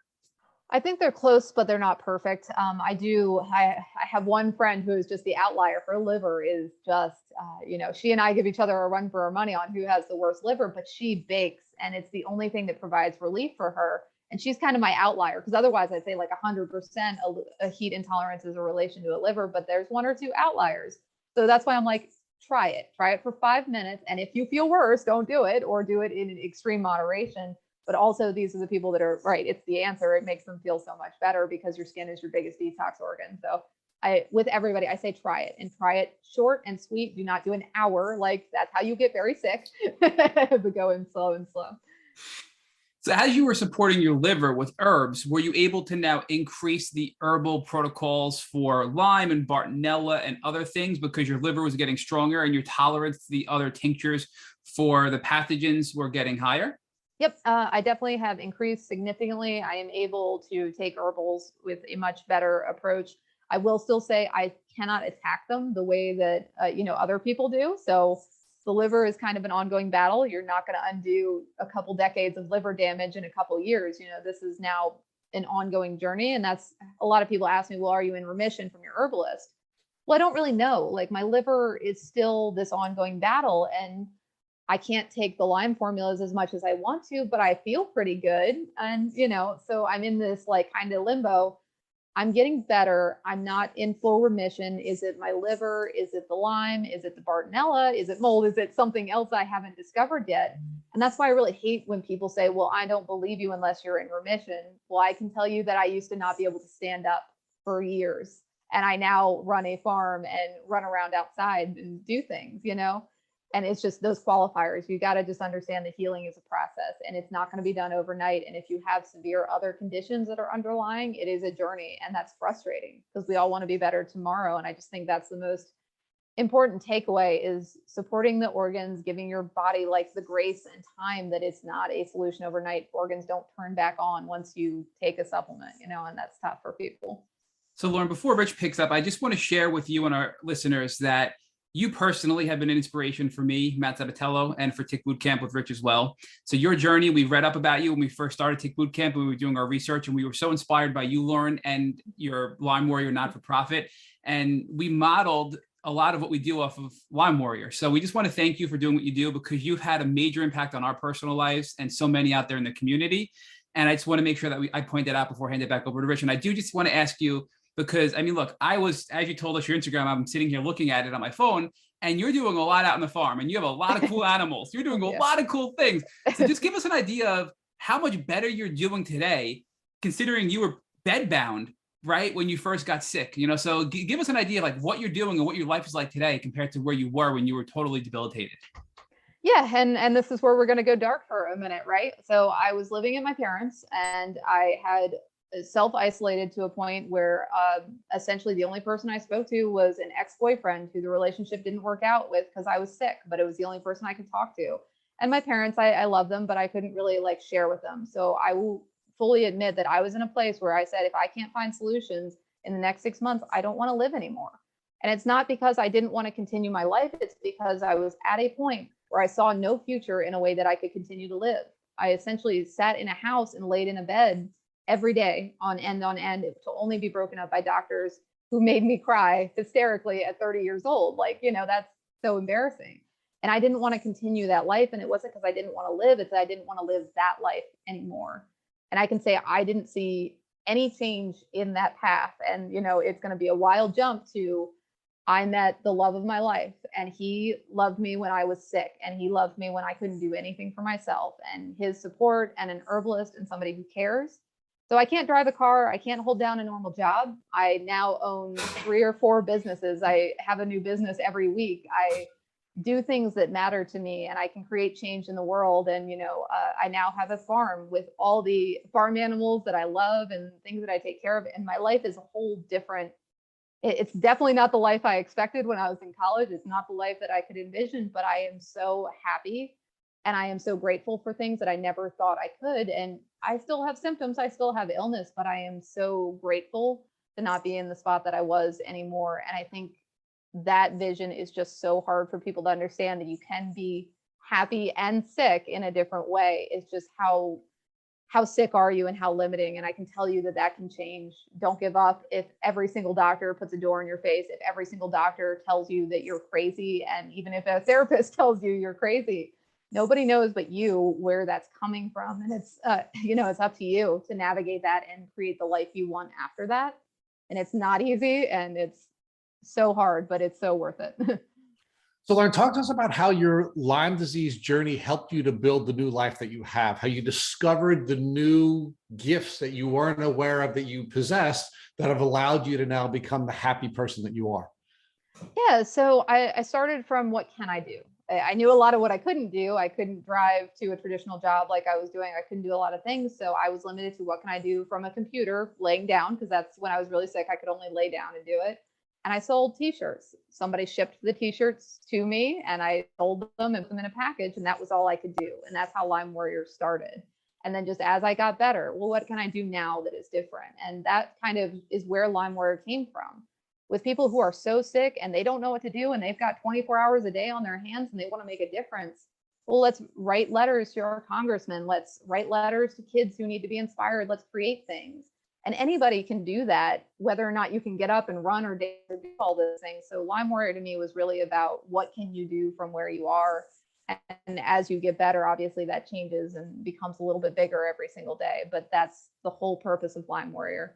Everybody on our team is either sick or a caregiver to somebody who's extremely sick. And we have no expectations and obligations, because we know how you feel from 1 hour to the next is going to be different. And when you show up to our Zoom meetings for our volunteers, you're in your pajamas and your dog is barking in the background and your child is screaming. And that's our group, because Lyme is awful and terrible. But if you want to show up and make a difference, we want space for that. So Lauren, talk to us about how you got to that, from that dark place where you were to the place where you gained appreciation for what you had and built on that, how that became the vehicle for you to get out of the grief cycle and ultimately creating something new. So that's the toughest part, right? How do you retrain the brain into gratitude, from what we've been through? So I strongly believe that all patients are abused by medical system, by peers, that from people who don't understand whether it's intentional or not. We all go through this traumatic response from people we're around. How can we be happy again from that? And I will tell you, I was not a happy person. I was a very mean patient. I was just, you were over it. And so I consciously focused that if I didn't want my life to continue down this path, I had to be a different person. So when I met people, I couldn't tell them exactly what I felt. And it was really tough. So when I met my spouse, it was kind of this ping pong game of, I was a very bipolar person. I was trying to be a better person, but I was so sick. And he was willing to stick with me and ride out that storm of changing and trying to retrain myself. So it was a consciousness of being supported by someone you love, which is not always an option for people, and just constantly being back at, I don't want to continue the life I had. I have to make a conscious decision to be different. And that's a battle every day, right? Every single day you wake up sick and you have to say, well, what am I going to do beyond being a sick person today? Or what am I going to do to empower it? And so I just think every single day, making a choice of where you want your life to go will lead you to that direction. So let's talk about your meeting your spouse, right? Because one of the things that we often talk with people about in this community is finding the people who see the beauty in you when you can't see it yourself. Right. what was it about him and you and the way you were relating to one another where he could see your gifts, he could see your superpowers when you couldn't see them yourself? And how important was it for you in your journey to have somebody who could see your superpowers before you could? You know, I wish I knew the answer to it. And I just pretty much just say he's just the best human on the entire face of the planet, right? I don't know how he tolerates the type A personality that is me. You know, it's clearly not any surprise that I'm a lot to deal with. And when I have strong opinions about things to doctors or authority, that, you know, nothing's going to stop me. So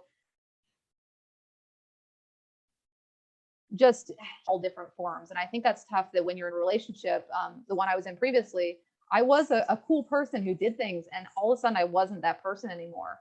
And who I was with didn't accept that. That was not okay. And he understood I was sick, but it still didn't change the person he had to be in a relationship with. And of course, it ultimately fell apart because I wasn't that person anymore. So with my spouse, he met me when I was let's pause there for sick. a second. Yeah. I do want to interrupt you there because, you know, you were in a relationship with someone who didn't see your superpowers, didn't see the real you, didn't see the beauty. It was somebody who just enjoyed the interaction with the person who he didn't really see their true essence. Isn't that really what happened with the last relationship? Yeah, definitely. You know, because when you're young and you're in a relationship for whatever, it's somebody to go to shows with and go to the bar with and do things like that. It's not really about who you are as a human being. And when you're put in challenges and you have to do those things, that's where you find, does it work or doesn't it work? And wow, does chronic illness really speed up that thing? Well, wow, this doesn't work. And I think that's why we see marriages fall apart. That's why we see people who get sick in their middle life. Your relationship is tested, and not all relationships are made for chronic illness. So let's talk about some of the other things that that we haven't talked about yet. And let's talk about regenerative farming and why that is something that you now discovered through your Lyme journey, and that's an important piece of healing, and why that's an important piece of healing, I guess, our entire society. Yeah, well, so when I ended up back at my parents' house, my parents, rural Virginia. So I mentioned early on, we grew up on a conventional cattle farm. So when I look out my window as a child, there are cows that walk by, and they're just cows. They're on land and they're raised and they're sold off. And I never thought anything of it. I did not have an interest in agriculture as a child. So I'm sitting at home and I'm so sick, and I'm looking out the same window as my childhood, like almost 30 years later, and I'm seeing almost the same cows and almost the same thing. And I'm looking at the land, and it looks like it hurts as much as I do. There's bare spots and it's raw and it looks terrible. And I all of a sudden started seeing the degradation of my childhood home around me. And it, you know, it just called out, well, I learned how to self-heal. Like, I learned that my body is capable of coming back when everybody didn't care. And I started getting this just overwhelming desire to heal where I grew up, which is a very weird transition. But I learned about, you know, so I started just looking at agriculture and learning a little bit. And I found regenerative agriculture, how we can heal our land and return topsoil, and how it creates nutrient dense foods. Well, the broccoli I eat today has an 18th of the nutritional content of 30 years ago. Well, no wonder I have to eat so much broccoli, because there's no nutrition in it. Well, now I need to improve my soil so I can grow broccoli that's not full of poison and estrogen. And it just brought this whole consciousness of food is healing. Well, what is the quality of that food? And that's that regenerative agriculture. If we can improve our environments, our food, we're all going to be so much healthier, and we're not going to be so susceptible to disease. And I think you'll see a lot of people with varying degrees of how sick they are is, well, what are they eating? What are they predispositioned for? And I, you know, am in this process of healing myself and my own farm. And it's just, it gives your life so much purpose when you can see what you're doing is making a difference. So do you believe that the reason you got as sick as you did is because you were eating food that was grown on a traditional farm, as opposed to a farm that is using regenerative tools? I think it's the onion, right? Like, when I first got Hep diagnosed, I was mad. How dare my body let me down? And all of a sudden, when it flipped, I was like, oh my God, how did it make it this long? So I was burning the candle at both ends. I was going to the gym. I was eating garbage food. I could eat buckets of ice cream because I was working out. What was I doing to my poor body that already was dealing with this one illness? Then I go get another one. Then I'm, taking pharmaceuticals. I'm trying all different types of things. My poor sweet body, I'm so impressed that it didn't fall apart sooner. So it was just this whole mindset of, society. Even women's lotions have estrogen in them and bad products. Like, so from every single thing we do, from existing in this country to Roundup, and our world is so toxic that anything we can be doing to remove those toxins at every single layer, which is overwhelming, but again, it's that mental shift of consciousness and saying, I'm not going to do it perfectly, and I still buy foods from the grocery store, and I am trying to grow my own food. But that's like, well, who has time to run 5 companies, grow their own food in the backyard and save the world? Like, so it's the journey, right? Like, how can we one day at a time make a better step than we did the day before?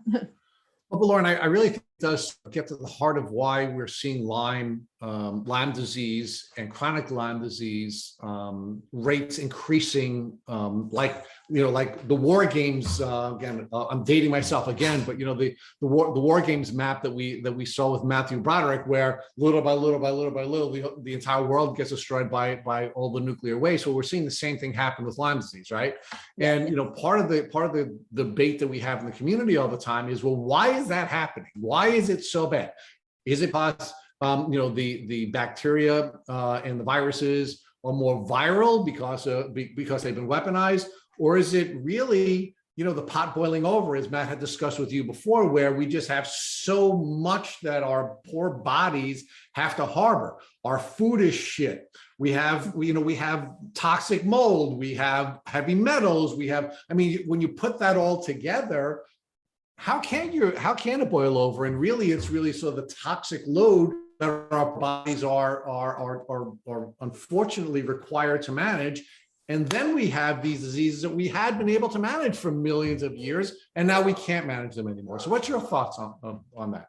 I definitely agree. So my mother will come to me like every 2 months in the summer with a new fresh tick bite, and I will send it off for testing and all that good stuff. And I just find that generations before me are much more resilient. Why is that? Is that they had less poisoning through childhood? There were less toxins? I don't know. But I am finding that generationally, the younger they get, the worse these things seem to do. And that's why it's so heartbreaking to watch the children who are the younger generations and have been exposed to toxins since day one. Like, at least I feel like I got a good decade or so under me to live more or less in the country, away from the toxins of every day. But then I moved to the city and all that stuff. So we are putting our bodies through so much. And it usually takes something in our life to make us conscious of that, because otherwise we would just go through life eating McDonald's and just enjoying it and have a good old time. And then something is going to floor you and make you have to make those conscious decisions. And everybody has that different immune system, that different level. My spouse has Lyme as well, and he is functional and he can do things. And there's some very different childhood things that we went through. Are those the deciding factors? I don't know. But I do know some people can live entire lives with Lyme and be okay, and some can't. And medically, will we ever figure out why? I really hope so. Well, and I have 400 other questions that I'd love to ask you, but unfortunately, we've taken way too much of your time. So maybe we can follow up. But I'm going to ask you one more question, because it's just a question that we keep coming across. Do you think there are gender differences in the presentation of chronic Lyme? And if you do you have an opinion about why that may be? Yes, I definitely think that the estrogen discussion becomes a big player in women with Lyme. So again, that liver become compromised, the estrogen gets built up, and women are having more symptoms because of that estrogen issue. And we keep saying, well, it's Lyme, your Lyme is worse. I think it's an estrogen paired with Lyme issue that make women's symptoms more severe. That doesn't exclude men, right? Because men can have estrogen issues as well. But I do find that women seem to be more heavily affected. And I believe it's the hormone imbalances associated with it. Men seem to be able to respond to treatments better as well, and seem to be able to bounce back faster. And so I do believe that seems to be the difference. And again, that's my unprofessional general experience, but we all notice that there's a whole lot of women there and less men. Yeah, we certainly see that in our community, that it's largely female. And I think folks who are afraid to touch on the gender differences, and I understand that as well. And there certainly can be I think elements of women being gaslit at a greater rate than men, that the medical system certainly is not as fair to women as it is to men. I think there are a lot of different factors, but there does seem to be an overwhelmingly larger number of women than men. And when we interview men, in many cases, they'll say to Matt, well, finally, I'm talking to another guy, because while I'm in the Lyme community, I very rarely get to talk to another guy. So I think one of the virtues of going through what we went through with COVID, we saw that the male immune system was not as capable of managing COVID as the female system. So we're now sort of at least comfortable with seeing that there are some, in some cases, gender differences with the way that diseases present and the immune system responds to them. So again, I have 400 other questions, but I will not keep you any longer, as much as I'm enjoying the debate. And I do like to debate, as you can imagine. So it's really good to have a feisty guest the way we have with you. So I'm going to ask you one last question. And it's a question that we ask everyone on Tick Bootcamp. I'm going to ask you, if the wonderful man that you're married to, who's been so supportive of you, God forbid, came in with a tick biting him on his arm right after this podcast, what would you recommend that he do so he wouldn't have to go on a chronic Lyme disease journey? Yep. Well, I'll preface it as he is a man and he has done this to me multiple times. We say prevention, but you can't always win when tuck your socks into your pants, so so that has happened. We put it in a bag, we send it off for testing. We always elect for the extensive panel because I think just checking for Lyme is not enough. Check for alpha gal, check for Howison, check for Rocky Mountain spotted fever. Those are very serious, and those are the things that I always advocate for. We start a herbal protocol of andrographis, which is the equivalent of doxy in the herbal world. And we always pursue it for at least 3 weeks, whether or not that tick comes back negative or positive. If it's negative, we're a little bit closer in the clear, but we still continue it. So I just believe if you can hit it at the root and stop it from spreading, I think that's the best thing you can do. Again, doxy is also a great option. It's harder to get a hold of, and a practitioner needs to authorize it. But take some advocacy effort to test the tick and to do something preventative in the meantime. Lauren Lovejoy, you were an absolute pleasure. We really enjoyed this interview, and we do want to invite you back because we do have 400 other issues we want to interview you on and discuss with you. But thank you so much for spending time with the folks at Tick Bootcamp. Thank you so much for all you do and sharing the word. Thank you for listening to the Tick Bootcamp interview with our guest, Lauren Lovejoy. To our listeners, we have a call to action. First, if you'd like to learn more about Lauren Lovejoy and the Lyme Warrior, please visit her Instagram page at Chasing Napoleon. Second, if you enjoyed this episode of the Tick Bootcamp podcast, please share it with your friends by using the social media buttons you see at the bottom of our post. Third, we here at Tick Bootcamp have created a Tick Bite Blueprint that has been inspired by the information that has been shared with us by past guests on this podcast. We urge you to visit our website at tickbootcamp.com to view our blueprint. Please note we would appreciate any input or any improvements you would like to share with us. Fourth, don't forget to subscribe to this podcast on Apple Podcasts, Google Podcasts, or Spotify to get your automatic episode updates of our Tick Bootcamp podcast. And finally, we thank you, our community, for your comments on our past podcast episodes. Please take a minute to leave us an honest review on Apple Podcasts, on Instagram, or on our website. We make it a point to read every single one of the reviews you leave us. Thank you, as always, for listening.